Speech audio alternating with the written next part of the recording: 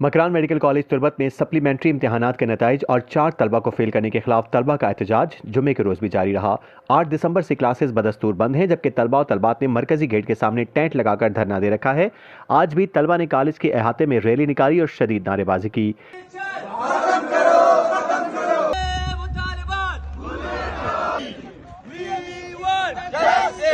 Medical के तालिब इल्म Mohammad Abbas Bloch और असिस्टेंट प्रोफेसर डॉक्टर सगीर ने गिदरोशिया पॉइंट से गुफ्तगू करते हुए कहा, और जो अभी रिसेंटली हमारे रिजल्ट में बाजियाब्तियाँ हुई हैं, मैं भी उसका शिकार हुआ हूँ और मेरे साथ 3 और कोलीग्स इस चीज़ का शिकार हुआ है। चाहते तो हम भी यही थे कि हम कॉलेजेस में क्लासेस में रहते, अपने क्लासेस लेते, अपने हॉस्टल्स में होते, लेकिन यही एडमिन की हमारे जो फैकल्टी मेम्बर्स हैं उनकी जुल्म की वजह से हम बाहर आ गए हैं कि हमारी बात सुनी जाए, जो हमारे मसले हैं उनको सुना जाए, क्योंकि इन लोगों ने हमें इतना टॉर्चर किया। ये हम खुद शौक़ से नहीं आए हैं, रोड पे बैठने का शौक़ किसी का नहीं है। सब चाहते हैं कि अपने क्लासरूम्स में, अपनी लाइब्रेरी में, अपने हॉस्टल रूम्स में रहें, लेकिन एकेडमी ने, हमारे एकेडमिक ने और हमारे एडमिनिस्ट्रेशन ने हमें इस हद तक मजबूर किया कि हम रोडों तक आ गए हैं। हमारे जो मसले हैं बहुत गमगीन मसले हैं। हम पहले किसी छोटे मसले के लिए नहीं आए हैं। हमारा सबसे बड़ा मसला हमारा एकेडमिक इशू है। इधर एकेडमी के नाम पे हमें टॉर्चर सेल में रखा गया है। बाकी जगह पढ़ाते हैं, इधर हमें डराते हैं। हमारा सबसे बड़ा मसला हमारा एकेडमिक इशू है। इसमें ये हमारा जो रिसेंटली रिज़ल्ट आया हुआ था, इसमें 3 एनुअल्स वाइवा में लगाए थे, वो भी एक डिपार्टमेंट में, नॉन लॉजिकल रीज़न बेसिस पे लगाए हुए थे। हम यही पूछ रहे हैं कि भाई आप लोगों ने हमें क्यों लगाए। यही अब हमारे लोग बोलते हैं कि भाई मकरान मेडिकल कॉलेज पढ़ाई में अच्छी है, चलो 2 पोजीशन ले रहे हैं, लेकिन नीचे 50 में से 28-48 सप्लियाँ भी आप लोग गिने हैं, वो किस लिहाज से आगे हैं। हमारे लड़के वाइवा थ्योरियम पास कर लेते हैं, वाइवा में उनको लगाए जाते हैं। हमारे हर बैच में इस तरह के किस्से हैं। अभी रिसेंटली जो 3 रिज़ल्ट आए हैं, आप उनमें से उठा के देख लें, हर बैच में 40 सप्लियाँ, सारे वाइवा बेस, 28 सप्लियाँ अक्सर वाइवा बेस, 13 सप्लियाँ, 13 के 13 वाइवा बेस हैं। तो ये मतलब हमारी पढ़ाई को क्यों ज़ाया कर रहे हैं। हम इतना मेहनत करके पढ़ के अपनी थ्योरियाँ पास कर रहे हैं, तो हमारे वाइवा बेस में क्यों लगाए जा रहे हैं। एक बगैर रीज़न के छोटी सी बात पे होती या नहीं होती, उस पर भी हमें लगाया जा रहा है। तो हम सारे लोगों से यही अपील करते हैं कि भाई आप लोग भी इस नाजायज़ी के ख़िलाफ़, इस नाइंसाफ़ी के ख़िलाफ़ बोलें, पूछें कि भाई आप लोग इसे क्यों कर रहे हैं। हमारे एडमिनिस्ट्रेशन से पूछें, क्या आप वो हमें डॉक्टर्स बना रहे हैं या हमें इधर से मेंटल टार्चर दे के मेंटल पेशेंट बना के निकाल रहे हैं। सबसे पहले इशू सर ये है, थोड़ा सा आपको बैकग्राउंड बताऊं। थर्ड ईयर हमारी फर्स्ट ईयर से फाइनल ईयर तक स्टूडेंट पढ़ते हैं। थर्ड ईयर के इनके एग्ज़ाम हुए, एग्ज़ाम के बाद सप्लीमेंट्री एग्ज़ाम हुए थे। सप्लीमेंट्री एग्ज़ाम की रिज़ल्ट जो है 4 दिसंबर 2025 को आई थी, जिनमें 18 स्टूडेंट अपेयर थे फार्माकोलॉजी डिपार्टमेंट में। उनमें से 4 स्टूडेंट को सप्लीमेंट्री एग्ज़ाम में वो फेल हुए हैं। तो जब आप एनुअल देते हैं, एनुअल के बाद सप्लीमेंट्री होती है, अगर आप सप्लीमेंट्री में भी पास नहीं हुए, इट्स मीन डैट आपको उस ईयर को दोबारा रिपीट करना होगा। सर स्टूडेंट ये नहीं कह रहे हैं कि थर्ड ईयर की बात किया, फोर्थ ईयर क्लास का, तो उनसे 38 में सफली आया, उनके लिए बड़ी तादाद नहीं, क्या वजह है। दूसरी जब आप देखते हैं कि कॉलेज टॉप रैंकिंग टॉप पर आ है। तो सर असल में आप देखते हैं, आप भी स्टूडेंट रहे हैं या जो मेरे सुनने वाले हैं, एक एग्ज़ाम का अपना क्राइटेरिया होता है। पहले उसका पेपर होता है, पेपर के बाद उसकी एक वाइवा, प्रैक्टिकल असेसमेंट और एक इंटरनल असेसमेंट जिसे हम कहते हैं, वो पूरे साल उसकी परसेंटेज कितनी थी, डिपार्टमेंट ने टेस्ट कंडक्ट किए, टेस्ट में उनकी क्या परफॉर्मेंस थी, तो इसको पूरा देख के हम इंटरनल असेसमेंट कहते हैं। तो एग्ज़ाम 3 पोर्शन पे डिवाइडेड होता है, पेपर पे और वाइवा पे, प्रैक्टिकल और इंटरनल असेसमेंट पे।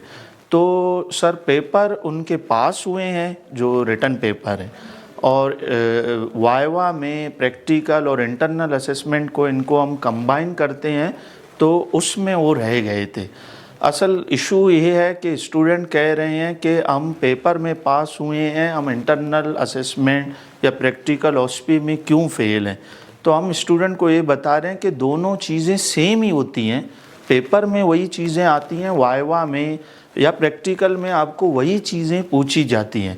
तो यहाँ हम भी एक वो हैं कि स्टूडेंट देखें, कोई भी एग्ज़ामिनर या कोई भी डिपार्टमेंट का ऐड हो या असिस्टेंट प्रोफेसर हो, वो नहीं चाहता कि मेरे स्टूडेंट फेल हों। इवन मैं खुद 8 साल से मकरान मेडिकल कॉलेज में काम कर रहा हूँ। हमारी कोशिश होती है कि हम अपने स्टूडेंट को पुशअप करके पास करें।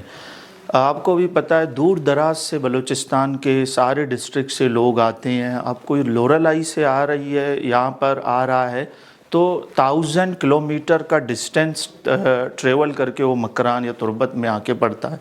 तो कोई टीचर नहीं चाहता कि उनके स्टूडेंट फेल हों, वो अपने स्टूडेंट को पुश करने की कोशिश करता है।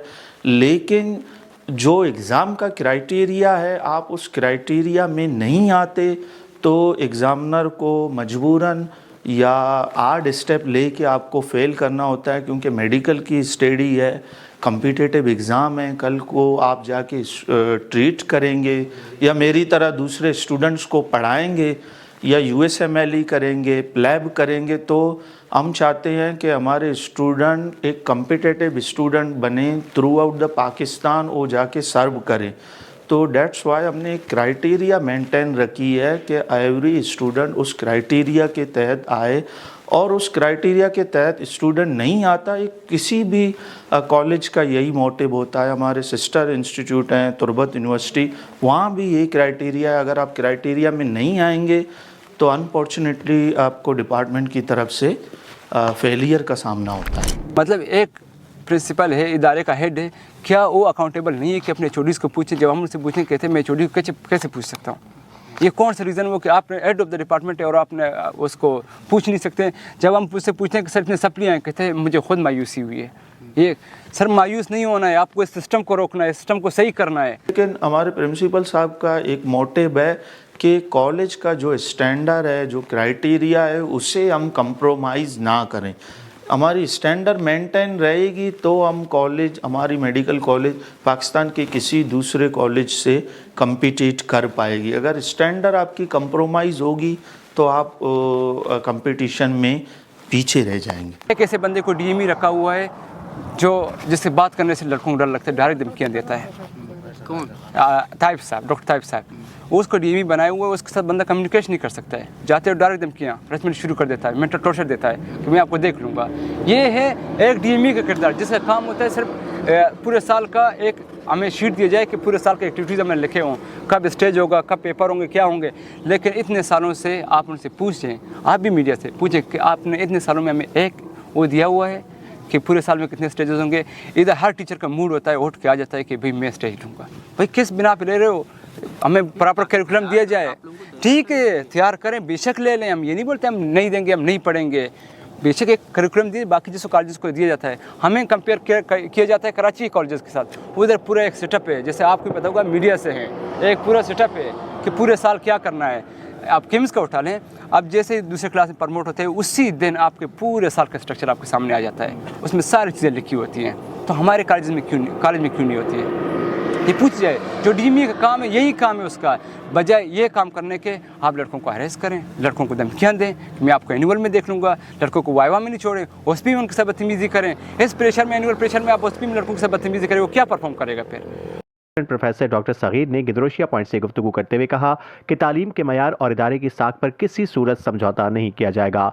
हमारा मकसद ऐसे बेहतरीन डॉक्टर्स तैयार करना है जो मुस्तकबिल में कौमी और बैनुल अक़वामी सतह पर मुकाबला कर सकें। तमाम फैसले मेरिट और उसूलों के मुताबिक किए जा रहे हैं। दूसरी जानिब तलबा का कहना है कि अगर हमारे मुतालबात पूरे नहीं हुए तो हमें मज़ीद सख्त एहतजाज करना पड़ेगा।